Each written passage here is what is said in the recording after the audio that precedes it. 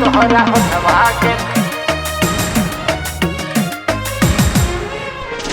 तोहरा होठवा के ललिया होला के जियल मुहाल कलबा। माँ शीतला रिकॉर्डिंग स्टूडियो बिहार शरीफ।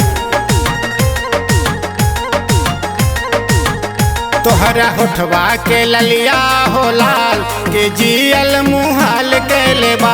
तोहरा होठवा के ललिया हो लाल के जियल मुहाल कलबा। कनवा के बाली बबाल कलबा कनवा के बाली बबाल कलबा। तोहरा होठवा के ललिया हो लाल के जियल मुहाल कलबा। तोहरा होठवा के ललिया हो लाल के जियल मुहाल कलबा। कनवा के बाली बबाल कलबा कनवा के बाली बबाल कलबा। तोहरा होठवा के ललिया हो लाल के जियल मुहाल कलबा। तोहरा होठवा के ललिया हो लाल के जियल मुहाल कलबा। होठवा के ललिया हो लाल सोनू यादव। के जियल मुहाल कलबा।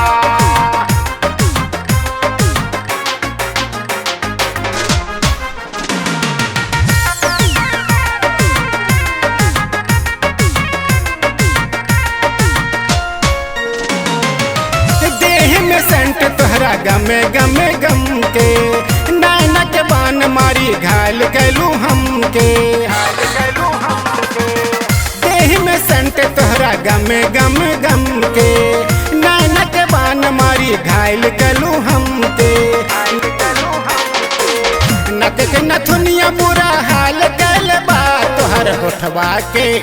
तोहर होठवा के ललिया हो लाल के जियल मुहाल कलबा।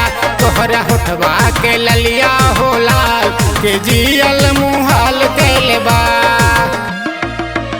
तोहरा होठवा के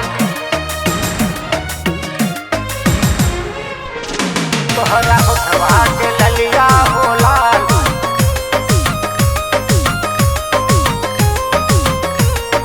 जियल मुहाल कलबा। Mix by Sonu Yadav. जब न गली में जालू मचे खलाबाली देख में अभी लगा तरु कांच काली। जब न गली में जालू मचे खलाबाली देख में अभी लगा तरु कांच काली। पवन अशोखी सवाल कलबा। तोहरा होठवा के ललिया हो लाल के जियल मुहाल कलबा। तोहरा होठवा के ललिया हो लाल के जियल मुहाल कलबा।